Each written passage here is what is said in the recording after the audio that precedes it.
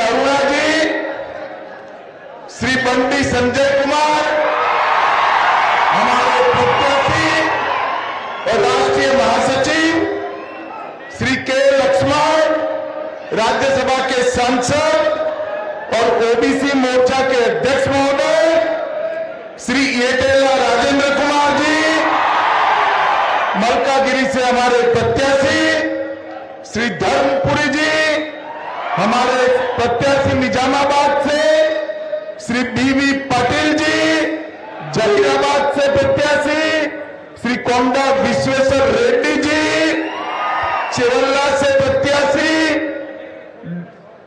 श्रीमती माधवी लता जी, हैदराबाद। माधवी आ गया हो, माधवी आ गया हो।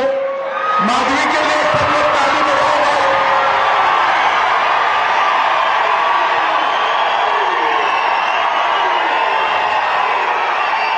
डॉक्टर मोहन नरसैया गौर जी, पी भरत कुमार जी, सुधाकर रेड्डी जी, श्री जितेंद्र रेड्डी जी, श्री गलिकापति मोहन राव जी, श्री प्रिय रामलू जी, श्री ए वेंकटेश्वर रेड्डी जी, मंच पर बैठे हुए सारे भारतीय जनता पार्टी के वरिष्ठ नेतागण और आज समग्र तेलंगाना राष्ट्र से आए हुए मेरे बूथ के मालिक, ऐसे भारतीय जनता पार्टी के सभी कार्यकर्ता भाइयों बहनों को नमस्कार।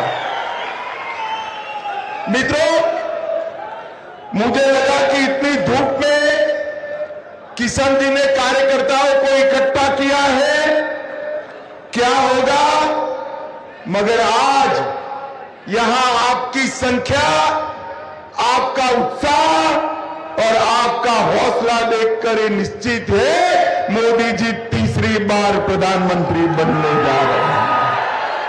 भाइयों और बहनों, मैं देश भर के हर राज्य से जाकर आया हूं। मैंने यही उत्साह, यही हौसला और यही मोदी की दीवानगी को देखा है। मैं जहां गया, मोदी मोदी के नारों से स्वागत होता है। भाइयों बहनों, पूरा देश तय कर बैठा है कि अगली बार 400 पार, अगली बार।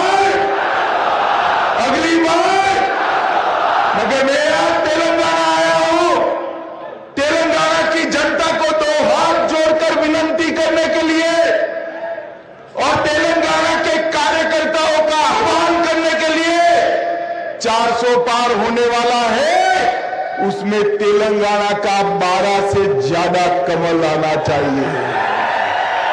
12 से ज्यादा सीटें तेलंगाना में भारतीय जनता पार्टी की हो और तेलंगाना को 75 साल के बाद इन निजाम की परछाई से दूर करने का काम तेलंगाना की सरकार। आज मैं तेलंगाना की जनता को कहने आया हूं, यहां 4 पार्टियां मैदान में है। एक कांग्रेस पार्टी, दूसरी टीआरएस, तीसरी मजलिस और चौथी भारतीय जनता पार्टी।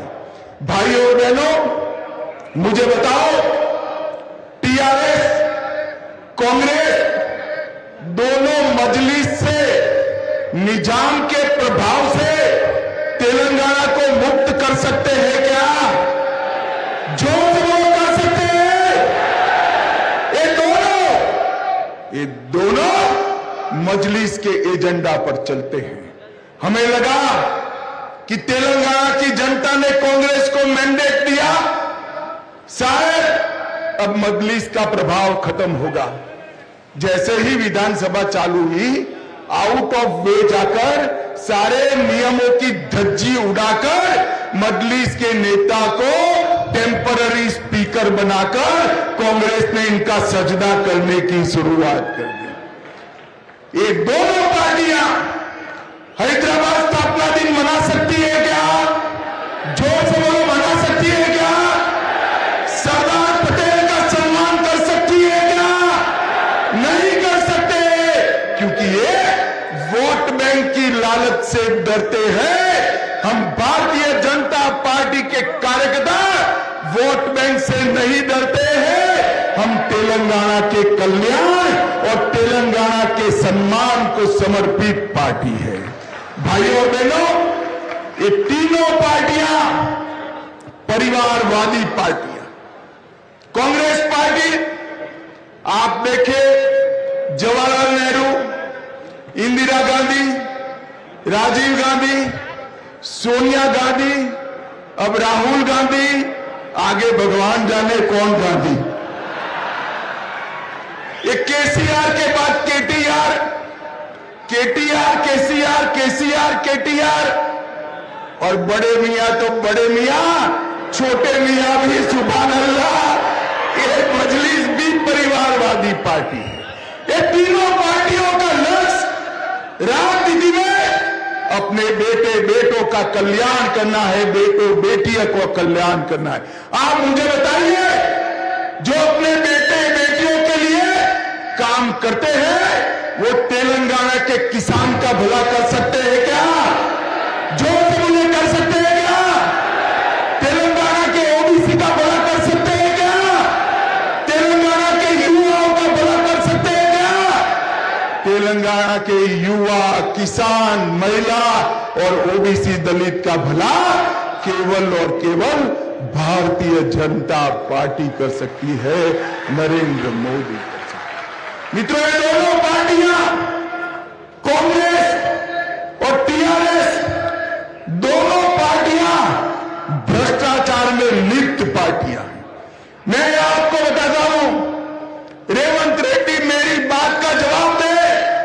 अगर साहस है तो कल प्रेस कॉन्फ्रेंस कर कहे कि अमित भाई ने जो कहा वो गलत है। एक कांग्रेस पार्टी ने कोल ब्लॉक का घोटाला किया, कॉमनवेल्थ का घोटाला किया, 2G का घोटाला किया, शारदा चिट फंड का घोटाला किया, एयरसेल मैक्सेल का घोटाला किया, अंतरिक्ष देवास का घोटाला किया, लैंड फोर्स जॉब में घोटाला किया, पंचकुला में जमीन का घोटाला किया, जम्मू कश्मीर क्रिकेट एसोसिएशन का घोटाला किया, एम्ब्रेयर में डील कर घोटाला किया, एयरक्राफ्ट में घोटाला किया, ऑगस्टा वेस्टलैंड हेलीकॉप्टर घोटाला किया, बोफोर्स का घोटाला। मित्रों, ये 12 लाख करोड़ के घपले, घोटाले और भ्रष्टाचार करने वाली कांग्रेस पार्टी और दूसरी ओर भ्रष्टाचार रचित समिति बीआरएस, मियापुर जमीन का घोटाला 4000 करोड़, आउटर रिंग रोड घोटाला किया, कालेश्वर परियोजना घोटाला 40,000 करोड़ का किया, कविता के नाम पर शराब घोटाला किया, सीएससी ऑडिट का घोटाला। अब मुझे बताओ भाई, हजारों लाखों करोड़ के घपले घोटाले करने वाली एक कांग्रेस पार्टी और टीआरएस तेलंगाना और देश का भला कर सकते हैं क्या? जोर से बोलो, कर सकते हैं? 23 साल हो गए नरेंद्र मोदी जी को मुख्यमंत्री प्रधानमंत्री रहते हुए। मोदी जी पर हमारे विरोधी भी 25 पैसे का भ्रष्टाचार का आरोप नहीं लगा सके। भारतीय जनता पार्टी ने, इस देश के प्रधानमंत्री ने भ्रष्टाचार मुक्त शासन कैसा होता है इसका एक उदाहरण सेट करने का काम किया है। भाइयों और बहनों, ये केसीआर की पार्टी थी और कांग्रेस पार्टी, दोनों वादा खिलाफी की पार्टी है। इन्होंने कहा था कि हम नीलू निगुलू नियामकलू, रोजगार, धन और जल, ये तीनों के लिए काम करेंगे। तीनों में वादा खिलाफी किया। 1 लाख युवाओं को रोजगार देना था, नहीं दे पाए। यूनिवर्सिटी में प्रोफेसरों की भर्ती नहीं कर पाए। 40 लाख बच्चों को फ्री शिक्षा का वादा किया था, नहीं कर पाए। 7 लाख घर देने का वादा किया था, नहीं कर पाए। मेरे पास 42 वादा खिलाफी की सूची है, 42। और दूसरी ओर कांग्रेस पार्टी, मैं आपको कहना चाहता हूं मित्रों, कांग्रेस पार्टी ने भी इस देश के गरीबों को गरीबी मुक्त करने का वादा 4 पीढ़ी पहले इंदिरा गांधी ने किया था, मगर गरीबी तो मुक्त हो ही नहीं, गरीब और गरीब बनता गया। और मैं आज बताता हूं, मोदी जी ने ये 10 साल के अंदर 80 करोड़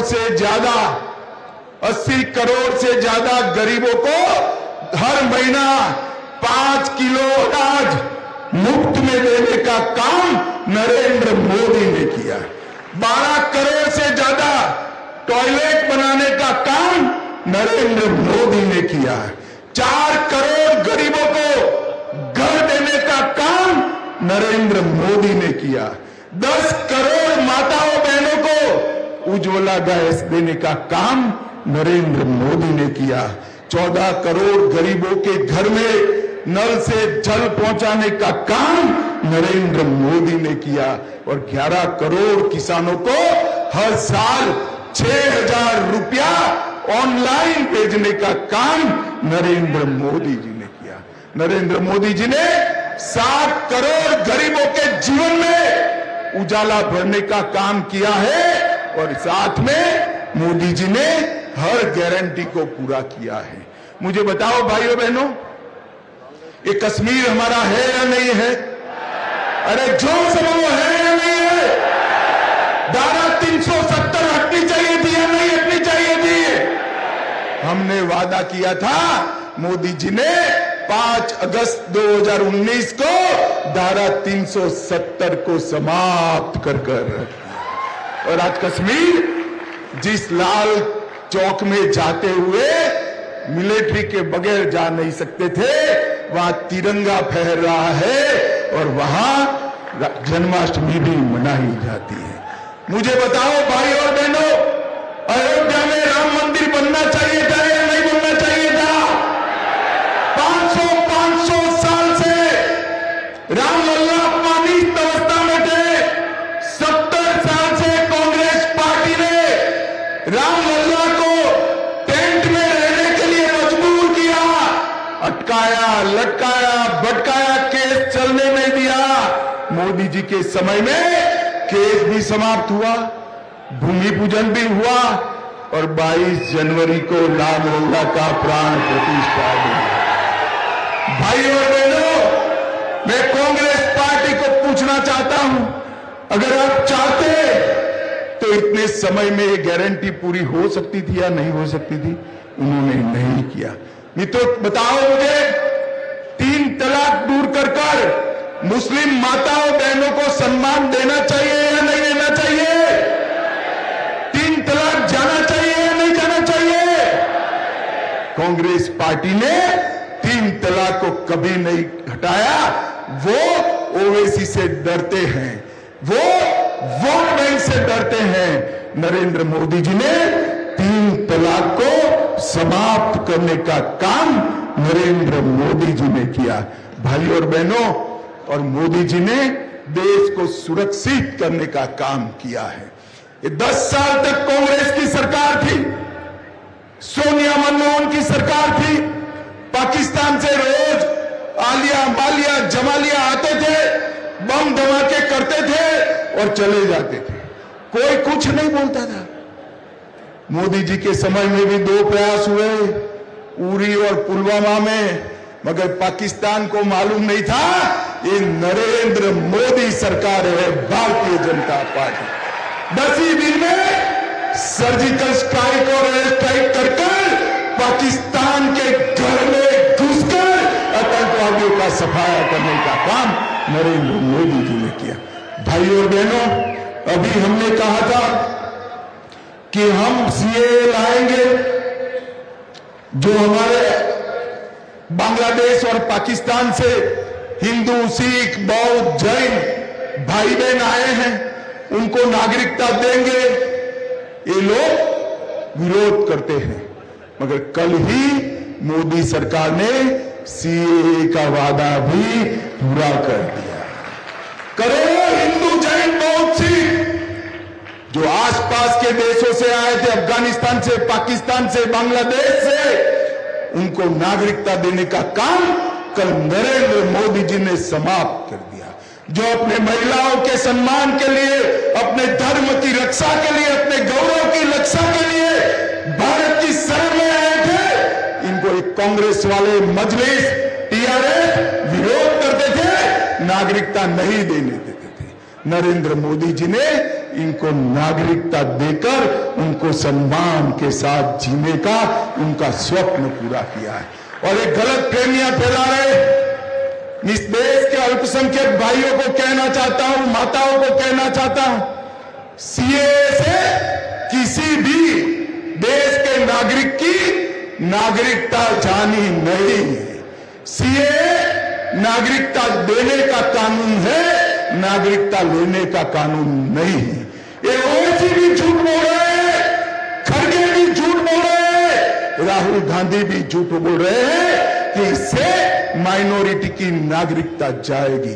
मैं आपको भरोसा दिलाता हूं कि सीएए के कानून के अंदर किसी की नागरिकता लेने का कोई प्रावधान नहीं है। हमारे शरणार्थियों को नागरिकता देने का प्रावधान है, मगर ये लोग वोट बैंक की राजनीति कर रहे हैं। भाइयों और बहनों, मैं इतना ही कहना चाहता हूं, आने वाले दिनों में चुनाव शुरू होगा, आपको घर घर जाना है और पूरे तेलंगाना की जनता को बताना है कि 10 साल में मोदी जी ने तेलंगाना के लिए 2,50,000 करोड़ रुपए का ग्रांट भेजा है। कितना भेजा है? और 10 साल जब यूपीए की सरकार थी, इन्होंने 1,16,000 करोड़ भेजा था। और इसके साथ साथ मोदी जी ने railway, metro, airport, highway, national highway, petroleum, university, central institute, इसके अलग से 5 लाख करोड़ से ज्यादा रुपया नरेंद्र मोदी जी ने भेजने का काम किया। ये लोग तेलंगाना का विकास नहीं कर सकते। तेलंगाना का विकास केवल और केवल भारतीय जनता पार्टी कर सकती है, नरेंद्र मोदी जी कर सकते हैं। मित्रों, जो इंडिया अलायंस है, ये पूरा गठबंधन है, घमड़िया गठबंधन, केवल और केवल परिवारवादियों का गठबंधन है। मैं फिर से देश की जनता को कहना चाहता हूं, सोनिया गांधी का एकमात्र लक्ष्य है राहुल गांधी को प्रधानमंत्री बनाना। केसीआर का लक्ष्य है केटीआर को मुख्यमंत्री बनाना। ममता दीदी का लक्ष्य है भतीजे को मुख्यमंत्री बनाना। शरद पवार का लक्ष्य है सुप्रिया सुळे को मुख्यमंत्री बनाना। ठाकरे जी का लक्ष्य है, उद्धव ठाकरे जी का, आदित्य ठाकरे को मुख्यमंत्री बनाना। लालू जी का लक्ष्य है अपने बेटे को मुख्यमंत्री बनाना। भाई मुझे बताओ, ये बेटे, बेटी, जमाई, दामाद, इसमें आपकी जगह है कहीं पर? है क्या? भारत के युवा की जगह है, भारत के किसान की जगह है, भारत की माताओं की जगह है, भारत के गरीब की जगह है। ये भारत के युवान, किसान, महिलाएं और गरीब के लिए कुछ नहीं कर सकते, वो अपने बेटे बेटियों के लिए राजनीति में है। भारत के गरीब, युवा, महिला और किसान के लिए केवल और केवल नरेंद्र मोदी जी समर्पित है। मित्रों, नरेंद्र मोदी जी ने पूरे देश को समृद्ध करने का काम किया है। भारत ने चंद्रमा के दक्षिण ध्रुव पर समग्र संसार में कोई वहां नहीं पहुंच पाया था। सबसे पहले भारत ने दक्षिण ध्रुव पर चंद्रयान पहुंचाया और हमारा तिरंगा फहराने का काम किया। G20 की समिट में दिल्ली डिक्लेरेशन से अपना कूटनीतिक परचम समग्र विश्व के सामने लहराने का काम नरेंद्र मोदी जी ने किया है। आज पूरी दुनिया नरेंद्र मोदी जी का सम्मान करती है। 14 से ज्यादा देशों ने मोदी जी को अपना सबसे बड़ा नागरिक सम्मान अवार्ड, जैसे हमारे यहां भारत रत्न है, 14 देशों ने नरेंद्र मोदी जी ने दिया है। मोदी जी जहां भी जाते हैं लोग मोदी मोदी मोदी करते हैं। भाइयों और बहनों, ये मोदी जी का जो स्वागत है ना, ये नरेंद्र मोदी जी का नहीं है, ये भारतीय जनता पार्टी का नहीं है। मोदी जी का ये स्वागत हमारी देश की 130 करोड़ की जनता का स्वागत है। यहां समग्र तेलंगाना राष्ट्र से बूथ अध्यक्ष आए हैं। मैं सभी को कहना चाहता हूं, जब तक विजय जुलूस न निकले किसी को आराम नहीं करना है। हर मतदाता का, हर लाभार्थी का और विशेषकर हर माता बहन का संपर्क कर कमल के निशान पर बटन दबाकर मोदी जी के हाथ मजबूत करने के लिए निकल पड़ना है। यहां बैठा हुआ हर कार्यकर्ता अपने आप को नरेंद्र मोदी समझकर तेलंगाना की जनता के सामने जाए, विनम्रता से आशीर्वाद मांगे और भारत को 2047 तक पूर्ण विकसित राष्ट्र बनाने के लिए नरेंद्र मोदी का समर्थन कराइए।